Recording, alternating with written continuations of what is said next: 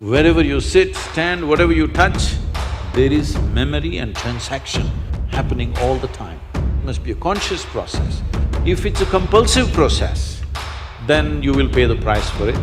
It is not that this is sin, that is sin. The question is, what is your priority in your life?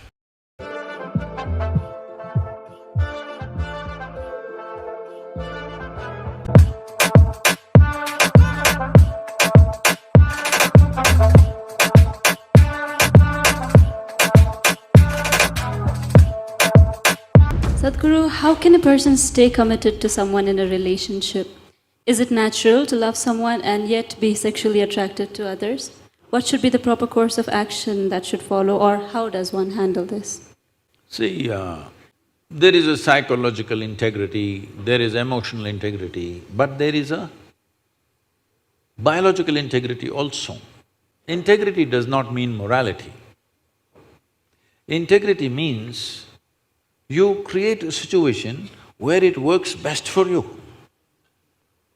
So when we say integrity, suppose I say, there is a certain integrity to my body, this means it's strong and resistant to a whole lot of things, isn't it? It doesn't mean I'm morally stuck in something. So I'm talking about… I want you to understand the word integrity in that context. We are talking about integrity in terms of strength of this life. So if that is the thing, is it true? Do you remember how your great-great-great-great-great-grandmother 10 generations ago looked like? Do you remember? No. But her nose is sitting on your face. Yes or no? Body remembers, isn't it? Body remembers your forefathers 1,000,000 years ago. Yes or no? So what you're calling as my body is a heap of memory, isn't it so? Yes. Memory or no?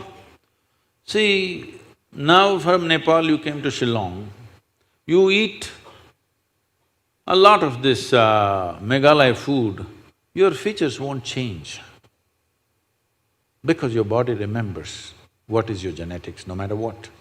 Or you start eating, let's say, cow's food or dog's food, your body will not get confused and become a dog or a cow because there is evolutionary memory in this.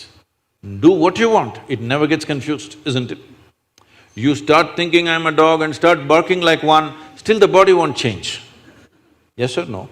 Mentally you can, but body has such a deep-rooted memory. So this entire body, what you have, is essentially a certain integrity of memory. If that loses that memory integrity, then you will see it will become vulnerable to so many things. Now, the nature of the body is such that anything that you touch with a certain level of involvement will naturally absorb that memory. Not mentally, physically it'll absorb that memory. Traditionally in this culture, we call this Runanubandha. You heard of such a word? Runanubandha. What this means is physical memory that you gather. Why people… you will see this with people, let's say in their home, they will go and sit in one place. This will usually the older people you will see, they want to go and sit in the same place. They won't sit in another place. Have you noticed this? Even your dog, he comes, if he wants to sit here, he'll smell this, he'll smell that, he'll smell that, he'll smell that. And after much searching, he will settle down in that particular place. Next time you chase him somewhere, he comes, he goes and sits in the same place. Because there is memory. Today there is forensic equipment where you're sitting here right now, you went away. After 2, 3, 8 hours, if they come, not with a dog can easily do it. But with forensic equipment, we come here and just check this chair and we know it was you who was sitting here, not somebody else. So there is memory. Wherever you sit, stand, whatever you touch, there is memory and transaction happening all the time. Well, you come from Nepal, in India also it's very much there, in south is very strongly there, north maybe it's become weakened. People never give salt to another person. Do you know this? Here also? If somebody gives you salt, you say, please keep it there.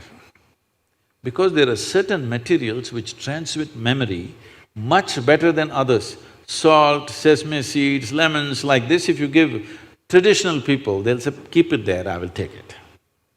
Because they don't want to develop Runanubandha with you. Now, in India, if you see older generation of people, if you try to shake their hands, they'll do like this, because they don't want to get Runanubandha with you.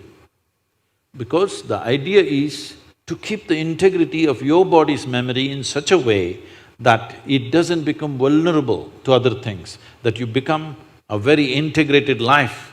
If you want to nurture yourself to be a certain possibility, then you have to maintain the memory integrity. This is what Runanubandha means. You keep your physical memory to the minimal. A sexual interaction is something where a huge amount of memory is taken from one to the other. So, always, not in this society, everywhere else, forever people saw the advantage of keeping that memory to the minimal. If you make that memory very complex, you will see to be at ease will become very difficult after some time. There will be pleasure, but there will be no joy in your life. You can observe people, don't go by what I'm saying. You can observe people, they will have pleasure, they will giggle all the time, but you look at them, there is no joy in them, there's no ease. Because the ease will go away with excessive memory. This is not only with sexuality, there are many other things that you do like this. Right now you see this very much in the Western societies. Wherever I go, especially in America, people will come, Sadhguru, where is my hug? I say, it must be with you. Why is it with me? It is not like at a certain moment when you feel close to somebody, you hug them. It's like all the time you have to touch people. Because today's psychiatrists are analyzing these things and saying that is because they have not been sufficiently touched by their mothers and parents at an early age. When they grow up, they're desperately longing to touch somebody all the time.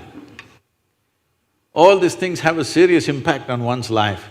How much physical contact when the child is born, this will determine how much physical contact they will long for later on. And the memory of what an infant picks up from the mother at that time, because till a child becomes 4.5 years of age, in many ways, energy-wise, it's not a separate life, it's still attached to the mother's body.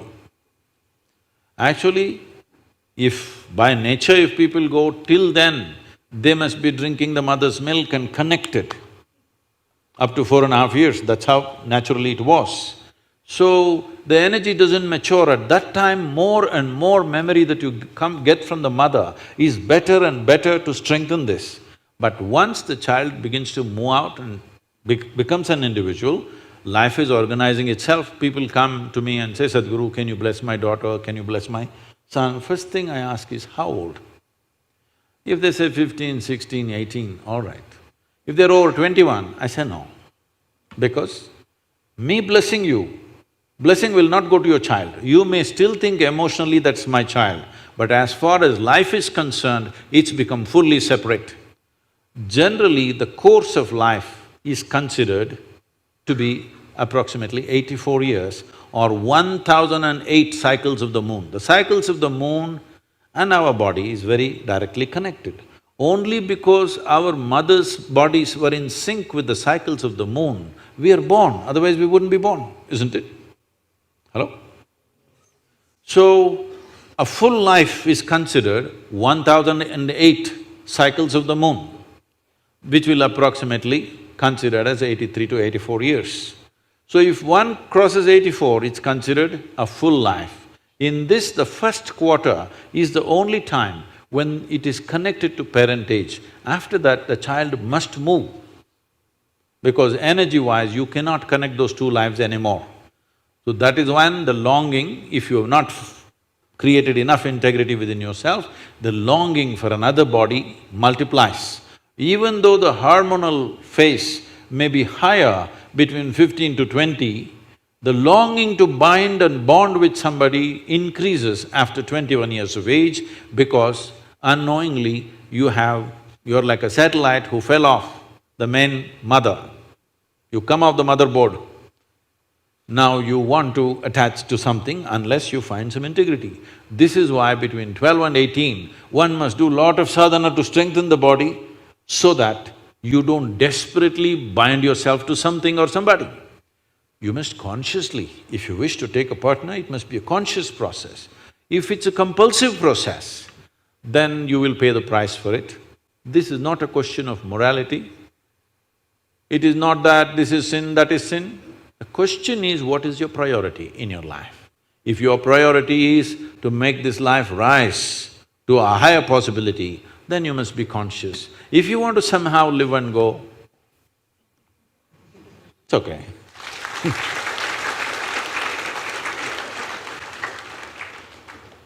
Thank you, Sadhguru. I'm sorry if I discouraged You just answered my question, Sadhguru. Thank you so much for that.